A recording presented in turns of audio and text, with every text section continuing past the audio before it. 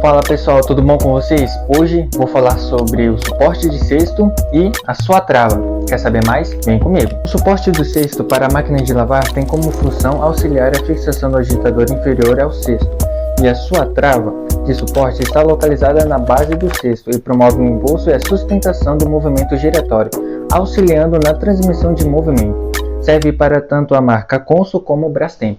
Com o tempo de uso, a trava pode vir a quebrar ou o suporte vir a se desgastar aqui dentro. Se você viu que o problema é o suporte e a trava, então clique no card aqui abaixo e adquira uma. Mas recomendamos que procure um técnico para estar realizando a troca. Valeu pessoal, tchau, tchau.